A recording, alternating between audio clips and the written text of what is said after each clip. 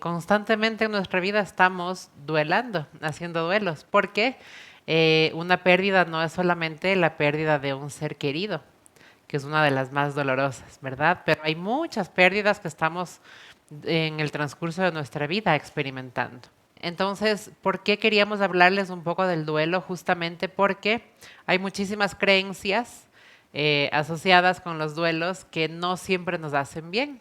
En nuestra cultura, por lo general, lo que solemos escuchar es que si estamos tristes o si es que nos duele la pérdida de alguien o algo, nos dé ganas de llorar. Es la experiencia más sanadora que podemos tener, ¿verdad? Las lágrimas son naturales y están ahí por una razón, pero lo que nos dice la gente es, no, ya no llores, ya no llores. Y entonces lo que hacemos es aguantarnos y tratar de seguir y pretender que todo está bien y dejamos de llorar en frente de personas que no se sienten cómodas, como casi nadie se siente cómoda o cómodo cuando alguien está llorando o expresando emociones dolorosas. También es importante anotar cosas que le llamamos cápsulas, que son importantes para entender cómo se maneja un poquito los duelos de una forma mucho más natural, porque el duelo ante una pérdida es una respuesta natural del ser humano ante una experiencia que duele mucho. Entonces no es una patología, no es una depresión, no es un diagnóstico necesariamente, ¿sí? Sino que es un proceso natural. No tiene tiempo de caducidad o de duración. Muchas veces escuchamos en el trabajo nos dan 3 días y esperan que empecemos a trabajar como que no pasa nada. Después de que la pérdida pasa, después de unos días, la gente empieza a seguir obviamente con su vida y espera que uno siga con la vida y no es tan fácil. Entonces, para no sentirse juzgado, uno se va guardando las emociones, ¿verdad? Es importante entender que en cada persona el duelo funciona de forma diferente, no es conductual en todas las personas, no funciona igual, no es un proceso ordenado que es paso 1, paso 2, paso 3, sino que es un proceso muy desordenado, es como una montaña rusa, va y viene y sube en intensidad y luego baja y regresa y vuelve. Y ese proceso es único en cada persona. Cuando compartimos nuestras historias, nuestras experiencias en comunidad, hace que compartamos experiencias en común, que escuchemos nuestras historias, porque hay veces incluso que queremos contar nuestra historia y, y no necesariamente encontramos el entorno para poder contarla. ¿Sí? Los grupos de apoyo son un espacio de escucha activa donde escuchamos todos los que quieran compartir, comparten sus emociones, sus historias, sus experiencias y el resto del grupo escucha. No es un espacio de terapia individual, entonces no se da consejos individuales necesariamente, pero sí se comparte herramientas y estrategias de sanación en base a lo que estamos trabajando ese día. Entonces sí nos llevamos aprendizajes, sobre todo que cuando compartimos historias y experiencias, empezamos a sentir que lo que yo estoy sintiendo ya no estoy sola, ya no estoy sola. Porque hay otras personas que sienten cosas o han experimentado cosas similares a las que yo estoy pasando. Y eso hace que ayude mucho a que yo también me sienta en la confianza y en la apertura para compartir y sentirme sostenida o sostenido por ese grupo que está ahí viviendo esa experiencia en ese momento igual que yo. Entonces son experiencias muy, muy lindas y sobre todo que la comunidad sostiene.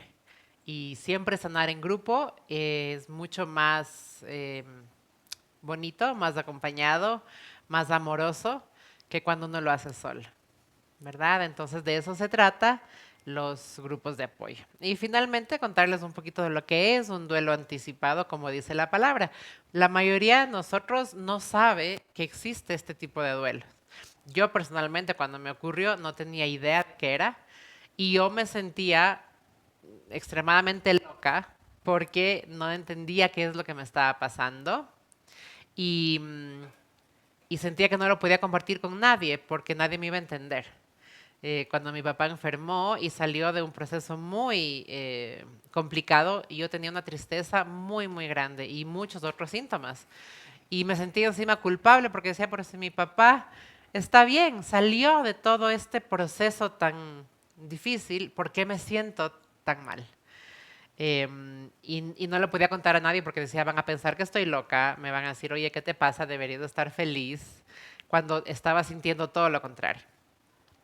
Y después de buscar y entender, pues vino a mí esto de que existe el duelo anticipado, que se da como una respuesta ante una situación que puede ser el saber de la eventual muerte de un ser querido, o también de saber que alguna pérdida va a suceder, como por ejemplo una mascota. Si sabemos que está enferma y sabemos que está en su proceso de fin de vida, cuando sabemos que algo importante en nuestra vida va a cambiar, anticipadamente nos empieza a dar ansiedad, tristeza, miedo, culpa. Hay un montón de emociones asociadas a ese duelo, y a veces se puede sentir tan fuerte como un duelo normal después de una pérdida. Así que es importante entenderlo, aceptarlo, saber que esto sucede mucho más seguido de lo que creemos, pero no le hemos podido dar nombre hasta ahora que ya lo sabemos. Cuando recibimos un diagnóstico, ¿no? O sea, que sea nuestro diagnóstico o el diagnóstico de alguien más, de un ser querido, entramos inconscientemente de una en el duelo anticipado, ¿no? Porque viene todo lo que nos imaginamos que puede venir en la situación o después de la situación, si es que es un caso de fin de vida, pero ya entramos en todo eso que trae el duelo, en angustia, en el miedo, en la tristeza, de repente en la euforia también, ¿no? Porque también la energía puede cambiar como radicalmente en segundos y nadie en la sociedad, ni en la educación, ni en las escuelas, ni en los colegios, ni en las universidades, nos dicen, ok, esto está bien, esto es lo que sucede, somos seres humanos. Entonces, ¿por qué traigo esto a la mesa? Porque creo que como sociedad, en este momento, no solamente sociedad ecuatoriana, sino como global, estamos viviendo un momento de muchas muertes, ¿no? O sea, están pasando tantas cosas y no conectarnos como desde un lugar negativo con eso, sino sí traer las cosas sobre el mantel y poder hablar de las cosas. Es tan importante hablar de la muerte como es importante hablar de la vida. Y a veces no nos damos el espacio o no encontramos los espacios para poder hablar de eso. Entonces, en realidad, la acción comunitaria, que pueden ser estos grupos de duelo, que pueden ser los dead cafés, que también son espacios de escucha para todas las personas que quieran llegar de la comunidad y poder tener este espacio de hablar, de ser escuchado. Súper importante, ser escuchado, ¿no? O sea, sentir, saber que alguien te está escuchando y acompañando. Y uno de los temas más importantes también es aprender como ser humano, sin necesidad de ser un profesional, sino aprender como ser humano a apoyar a las personas que están en duelo. Lo que decía Sofía antes, ¿no? O sea, pierdes a un ser querido y te toca regresar a trabajar el lunes. Y tienes que regresar a trabajar. Y el jefe se sigue portando, no sé, igual de pesado, la señorita de la recepción te recibe con la misma mala cara, entonces no hay educación, no hay se me fue la palabra, como approach, Como un como un abordaje. abordaje desde la sociedad de estos temas, ¿no? Por eso tan importante llegar a la educación. Nosotros, bueno, yo no me terminé de presentar, pero también soy tanatóloga y me estoy certificando ahora como dula de fin de vida con mi profesora, que es una maravilla. Y en realidad esto abarca un montón de espacios, ¿no? Yo digo que es como un abanico de posibilidades que nunca nos mostraron. Cuando estamos en un duelo anticipado, por ejemplo, por un diagnóstico mío, digamos que a mí me dan un diagnóstico, ¿qué puedo hacer con eso? Entonces existen un montón de herramientas, como por ejemplo las voluntades anticipadas, saber qué derechos tenemos como seres humanos frente a los sistemas médicos, judiciales, legales, qué podemos hacer con lo que tenemos. Entonces podemos hacer un testamento vital, que es ejercer ya la acción de la voluntad anticipada mediante un poder a otra persona. Y hablar de todas estas cosas que muchas veces no sabemos que tenemos en las manos y que nos pueden alivianar mucho en estos procesos. Promulgamos mucho esto desde la red porque consideramos que, perdón, nuestros países están en una evolución de este tema constantemente. El latinoamericano siente todo desde otro lugar, ¿no? Entonces el duelo también se siente desde otro lugar. Y es de este lugar como arraigado, porque somos todavía familias, todavía conservamos, ¿no? Esos núcleos, esas familias, pero también nos está pasando que hay mucha gente que se queda muy sola en los duelos. Esto ha pasado siempre, pero ahora lo vemos como mucho más claramente. ¿Y qué pasa con esas personas? Podemos como sociedad también acompañar un montón, ¿no? Entonces, más que nada, contarles de eso, contarles también de este papel importantísimo de las dulas de fin de vida, que tienen muchos nombres. En Latinoamérica ha surgido partera de la muerte, muertera, dulas de fin de vida, que es nada más que estas acompañantes en estos procesos, que pueden acompañar no solamente desde lo profesional un duelo, una pérdida, un acompañamiento al bien morir o acompañar a la familia que está en esa transición, pero también puede acompañar en los temas educativos, en los temas de qué pasa con la familia cuando un ser querido está enfermo o sabemos que va a fallecer o ya falleció, cómo armamos redes de contención para esas familias, por ejemplo. Justamente el lunes tuve una cliente que está con su tío sola en Solca y su tío está en un proceso que parece que va a ser largo. Y ella me decía, estoy absolutamente sola, absolutamente sola. Entonces decía, ok, ¿qué hacemos para que no estés tan sola? ¿No? O sea, ¿quién te puede llevar el sándwich de mediodía a la clínica? ¿Quién te puede, no sé, como quedarse un ratito ahí media hora para que tú vayas y te refresques y te des un baño? O cosas así. No estamos preparados para eso como sociedad todavía, penosamente, pero podemos hacerlo, es cuestión de decisión también. Y es tan importante las historias, ¿no? O sea, yo digo, el valor de la historia de cada persona es tan, tan, tan valioso, por más que pensemos que no, porque a veces pensamos que no le importamos a nadie, ¿no? O sea, casi, casi como que sigo mi vida y nadie se entera y todo, pero tu historia y tu historia y tu historia y la mía y la tuya es súper importante. Y es súper importante el efecto que puede tener en las vidas de otras personas cuando las contamos.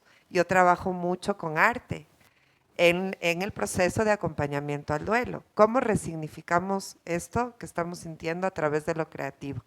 Que puede ser teatro, música, danza, cerámica o lo que fuese que queramos hacer creativamente, cocina, no sé, si le gusta cocinar, por ejemplo, cómo resignifico este dolor que estoy sintiendo a través de estas cosas cotidianas de la vida también. O sea, no tengo que hacer una gran obra, pero puedo hacer una pequeña obra que sea mi historia y que la pueda compartir también. Y creo que ese punto es valiosísimo en el duelo, porque todos tenemos historias de duelo. Yo no creo que haya una persona en el planeta que no tenga una historia de duelo. Pero cuando son contadas, tienen una potencia en su valor, porque las estás compartiendo, porque llegas al corazón de las otras personas también.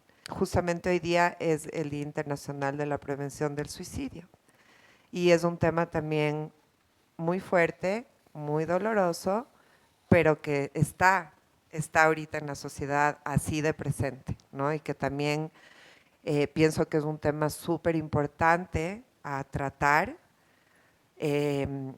Generalmente hay estos duelos como escondidos, ¿no? Estos secretos de los cuales no queremos hablar porque fue así o fue asado y porque la sociedad lo juzga.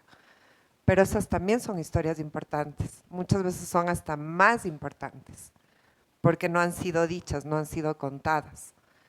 Y ahí hay un valor enorme de todo lo que podemos aprender de esas situaciones y de todo lo que podemos aprender para prevenir esas situaciones, como individuos, como familias, como sociedad, como cultura, debería ser como legislación, política, activismo, etcétera, etcétera, pero eso es día a día, ¿no? Y en eso es en lo que andamos realmente también, en poder traer a la vida, a lo cotidiano, estas cosas. No solamente porque te vayas a una charla o sigas un curso o sigas una terapia, sino que realmente venga a lo cotidiano, el poder acompañar como sociedad. Gracias. Y también creo que quitar mucho los estigmas, ¿no? Los estigmas frente a situaciones que de alguna forma nuestra cultura, nuestra sociedad juzga o no entiende y por desconocimiento no sabe cómo llevarlo. Entonces hoy más que nunca también llevar luz a los seres humanos, a todos, a que seamos más empáticos, que compartamos nuestra propia luz con otros y que aprendamos a, sí, a conectarnos con otros sin juzgar, ¿no? Sino a entender un poquito más y aceptar un poquito más. Me encanta esta parte de la creatividad porque el arte, la creatividad, la imaginación son herramientas muy potentes para trabajar no solamente duelo, sino cualquier tipo de emoción.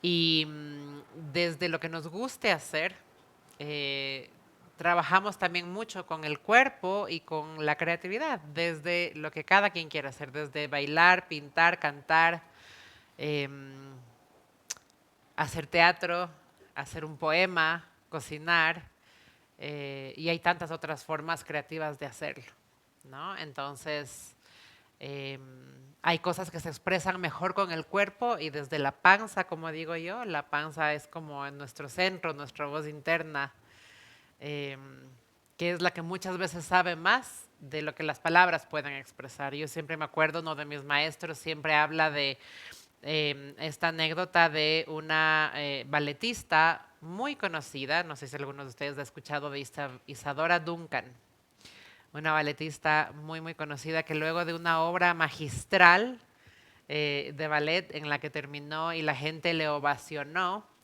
un reportero llegó a hacerle una entrevista y le dijo, le preguntó qué es lo que ella sentía, y si podía contarle al público qué es lo que ella sentía mientras bailaba esta obra. Y ella le respondió y le dijo, si pudiera expresarlo en palabras, no tendría que bailarlo.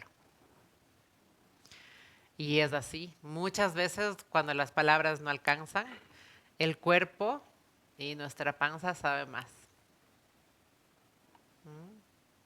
Entonces, la mala noticia es que un duelo no es algo de lo que nos sobreponemos, ¿verdad? Porque el amor siempre va a estar ahí, por lo tanto siempre va a doler algo. La buena noticia es que eso se va a ir transformando y que ese dolor poco a poco va a ir bajando de intensidad y se va a ir transformando en ternura, en recuerdos amorosos y en otras experiencias, pero una de las cosas que ayuda mucho también es no dejar de contar su historia. Mientras más la cuenten, mientras más la compartan, va a ser más sanador todavía. Y es la forma en que va a permanecer viva con ustedes también, ¿verdad? Entonces, contarles que en los grupos de apoyo se trabaja mucho esto, se trabaja justamente cómo transformar esto que duele mucho y entonces es un camino de transformación muy profunda y hacerlo acompañado y en comunidad y con personas que tienen herramientas para poder ayudarles, pues es mucho mejor todavía. Sí. Sí, también creo que es importante tener conciencia de que es un proceso. Como decía la Sofi, o sea, podemos tener un montón de teorías sobre el duelo y decir, ok, existen las etapas del duelo y son estas y esto y lo otro, y tener toda esta teoría, ¿no? Pero la realidad es que es un proceso y que es un proceso súper personal. Y aunque seamos familia, también está nuestro proceso y está el proceso familiar, ¿no? Entonces también ahí yo siempre traigo también sobre el mantel el tema de la comunicación, porque a veces no nos comunicamos. Entonces la otra persona tampoco puede saber cómo nos estamos sintiendo ni cómo acompañarnos. En los grupos de apoyo también es muy lindo esto porque empezamos a reconocernos en los otros y empezamos a reconocer también en los procesos de los otros qué me puede servir a mí o qué me tocó a mí del proceso de la otra persona. Y yo sé que es durísimo, ¿no? Realmente el duelo viene a la vida para eso, o sea, para no solamente nos duele, sino para mostrarnos un montón de cosas que en el día a día no estamos tan conscientes de. No sé, un ejemplo súper sencillo. Capaz que hoy día no le dije a mi amiga que le quiero y mi amiga se va mañana. Entonces damos por hecho estas cositas en la vida cuando la muerte lo que nos muestra es lo que tenemos que hacer en vida, ¿no? O sea, el amor en la vida, el compartir en la vida, el apoyarte en la vida, justamente porque por la estructura de creencias que hemos venido trayendo como en mochila durante generaciones de generaciones de generaciones, nos dicen, ok, en el duelo se siente culpa, sí se siente culpa, claro que se siente culpa, porque nos decimos, ok, no le dije, no hice, pude haber hecho, o le dije tal cosa que no quise haberle dicho, ¿no? Entonces te quedas con toda esta información que en realidad lo que hace es alimentar y seguir alimentando el dolor. ¿Qué hacemos con esa información? Si sentimos culpa, ok, trabajemos la culpa. ¿De dónde viene esa culpa? ¿Cómo le estamos sintiendo? ¿Para qué pensamos que viene ese sentimiento, esa emoción en nosotros? Porque a veces no reconocemos muy bien nuestras emociones. Sabemos que nos duele, sabemos que estamos tristes, pero no sabemos qué hacer con eso, ¿no? Entonces les diría que justo el lunes hubo una charla con otras personas de la red y a mí me llamaron la atención dos frases que dijeron. Y la una fue, la muerte es un estado de conciencia, que me hizo todo el sentido, porque en realidad lo que dejamos es el cuerpo, más allá de las creencias que tengamos, más allá de la religión que tengamos, lo que dejamos es el cuerpo, ¿no? Entonces, sí, me hizo sentido porque dije, es así. La vida es un estado de conciencia, la muerte es un estado de conciencia, es otro estado de conciencia. Pero seguimos ahí. Entonces es como una transformación. Si es que traemos esto también a la mesa, siento que no nos desconectamos de lo verdaderamente importante, que es el amor a esa alma que tuvimos a nuestro lado durante la vida. Y ese amor también se puede transformar en servicio. Muchas personas que están con un duelo, que están con un dolor muy grande, el dolor llega a ser tan grande y tan profundo que nos toca buscar cómo salir de eso y buscar todas las herramientas y finalmente nos damos cuenta de que con todo eso podemos ponernos al servicio del resto, ¿no? Entonces, sí, les dejo esto aquí como puestito para que lo sientan un ratito también. Y bueno, una última cosita que se me vino ahorita es abrazar el duelo, ¿no? O sea, muchas veces estamos en ese lugar y lo que queremos es como alejarlo, ¿no? Yo no quiero sentir esto, yo no quiero, no quiero, no quiero. Les invito a abrazarlo, a que venga, a dejar que venga. Es importantísimo dejar que venga. Si es que tenemos que llorar, lloramos. Si tenemos que, no sé, tirarnos al piso, tiramos. De hecho, hay muchos ejercicios que se hacen así para poder lograr ciertos movimientos energéticos con respecto al tema de quedarnos en un solo lugar, ¿no? De quedarnos ahí encapulladitos, escondiditos. Y sí, eso es súper necesario, ese es mi lugar. Pero esta vida también es mi lugar. También estamos aquí, también seguimos aquí. A pesar de todas las personas que hemos perdido o de todos los seres amados que hemos perdido, seguimos aquí. Hacemos algo con esto.